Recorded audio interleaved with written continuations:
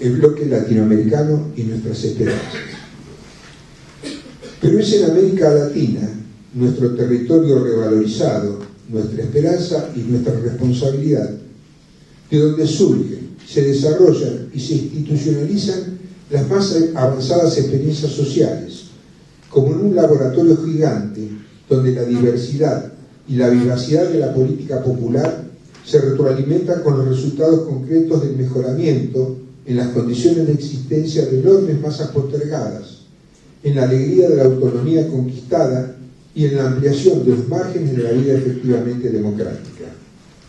Porque es en nuestros territorios donde los movimientos sociales y los movimientos políticos populares siguen luchando y movilizándose desde el llano, pero a la vez se articulan y controlan a través de sus líderes emergentes los resortes de los estados en pleno proceso de reconstitución. Y eso es cualitativamente superior. A nivel global, en Latinoamérica, el hecho saliente ha sido la constitución de la CELAC, un paso más de avance de la por sí invalorable UNASUR. Su reunión, celebrada en Caracas el 2 y 3 de diciembre del 2011, marcó un hito decisivo, y ya que por primera vez se consolida en América Latina un organismo internacional libre de la participación y la tutela de USA, de Estados Unidos y Canadá. No podemos dejar de lado la significación del fracaso de la Cumbre de las Américas, evidenciando el deterioro del papel de Estados Unidos en el sur del continente y la obsolescencia de los organismos institucionales en los que tradicionalmente ejerció su dominio. La intrascendencia es lo menos que se puede decir del momento actual de la OEA. Como contrafigura que muestra el peso en Sudamérica otorgado por la unidad de los países más avanzados como Brasil, Venezuela y Argentina, el grupo de países de distintivo color de derecha como Colombia y Chile no saca los pies del plato y se mantiene dentro de los marcos amplios de las políticas regionales, a pesar de sus simpatías pro-norteamericanas. En los organismos de integración entre Estados Unidos hay dos cuestiones básicas que marcan su hito. La primera es si se trata de una integración entre iguales o entre potencias y países subordinados. Y la segunda es si prevalece la política o el comercio. Claramente es visible la calidad del UNASUR y el CELAC. El crecimiento, yo quisiera hacer una parte fuera del documento, porque hay un tema que no está incluido acá porque fue posterior, pero que nosotros discutimos en la Comisión de Asuntos Internacionales, y es el proceso de paz en Colombia, que nosotros en la Comisión le damos una gran importancia a esa cuestión, porque creemos que señala tres elementos sobre Colombia que es necesario tener en cuenta. Uno es que la asunción de Santos reflejó un viraje de la posición de la burguesía colombiana, preocupada por un aspecto que es el económico, de la situación de Colombia en el marco de la crisis internacional, lo cual hace que tenga una importancia muy grande el papel del resto del Mercosur y de América Latina y particularmente Venezuela. Y evidentemente el desarrollo de la guerra implica una traba importante para el desarrollo de una política nueva para Colombia en este marco. La otra cuestión es que evidentemente no han logrado resolver, a pesar de los golpes que dieron, el tema con la guerrilla. Si la guerrilla sigue existiendo, con todas las dificultades y las derrotas que ha sufrido, pero que digamos, si bien la guerrilla no puede triunfar, tampoco el gobierno colombiano está en condiciones de derrotar a la guerrilla finalmente. Y una tercera cuestión que también tiene su importancia es un cambio sustancial que ha habido en el problema del narcotráfico, con el desplazamiento del centro del narcotráfico hacia México, con todo lo que ha implicado para México, y a la vez cierta entrada, digamos, de los capitales del narcotráfico en los circuitos legales de la economía. Entonces, esto tiene que ver y muestra la magnitud y el peso fundamental que ha adquirido el resto de Latinoamérica y particularmente el Mercosur y el UNASUR, y explica en cierta forma esta situación. Esto no quiere decir que el proceso de paz vaya seguramente a dar buenos resultados. Ojalá que sea así, porque significaría alejar los riesgos de la militarización y de la intervención norteamericana, inclusive en el lugar, y por otro lado sirve para la unidad latinoamericana en un área común, donde Colombia, más allá de las diferencias ideológicas que podamos tener, es parte de un dispositivo económico asimilable para el resto de Latinoamérica. Bueno, esto quería señalarlo porque no llegamos a tomarlo en nuestro tiempo. Sigo. Hice una paro nada más que en esto porque es algo tratado con después pueden intervenir y plantear.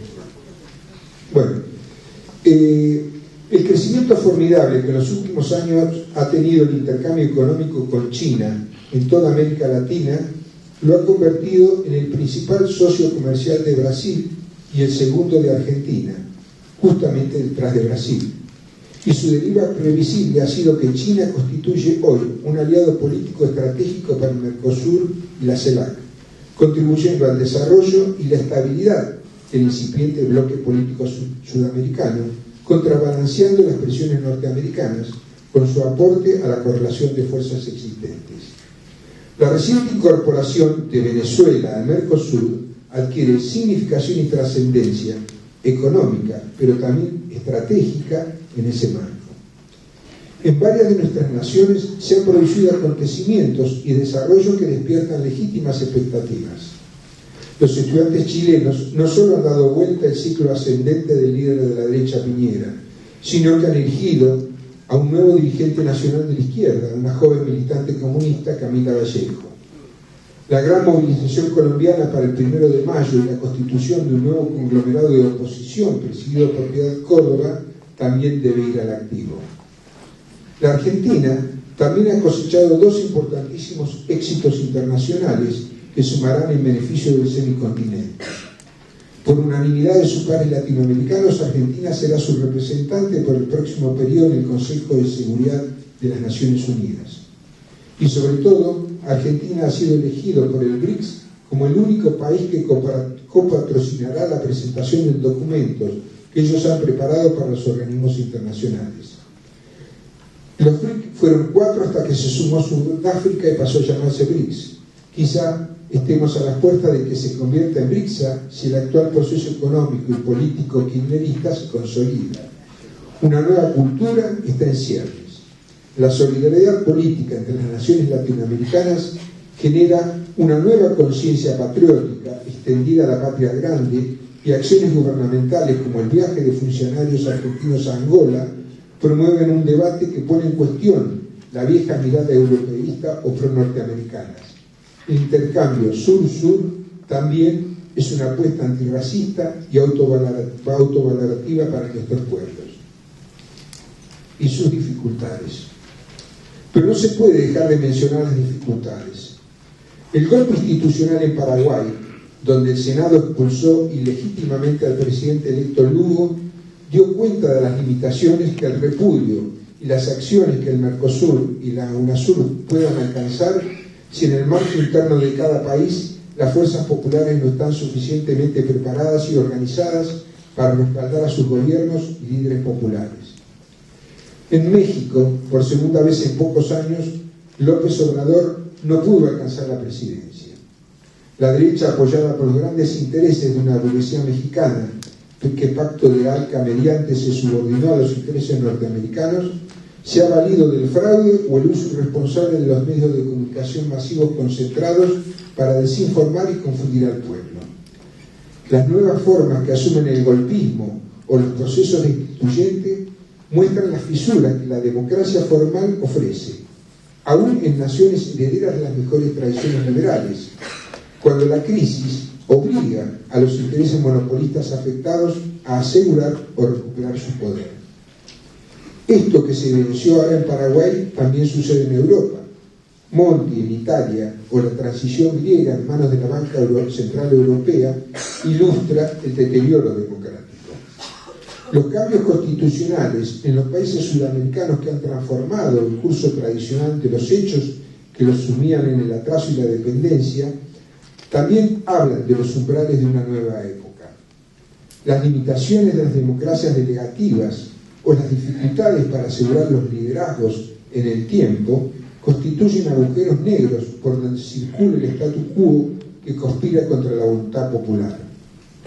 Los medios de comunicación monopólicos, vinculados al pensamiento hegemónico impuesto por los imperialismos de turno, se resisten a dar cuenta de la nueva realidad de nuestras naciones y nuestros pueblos porque constituyen ellos mismos poderosas empresas capitalistas que han pretendido y pretenden manejar a sus gobiernos. El capitalismo introdujo en el campo de la cultura su caballo de Troya, la cultura de masas. Y dentro de ella, los medios masivos de comunicación de holding privados son los que definen no solo los límites y pautas del campo cultural, sino también los significados. Es impactante invasión audiovisual que no somete ni obliga, sino que seduce y persuade. En algunos países se dice que lo que no pasa por los medios no pasa por la política. Lo cierto es que hoy constituyen herramientas fundamentales en los intentos desestabilizadores y golpistas de nuevo cuño, en los llamados golpes blandos.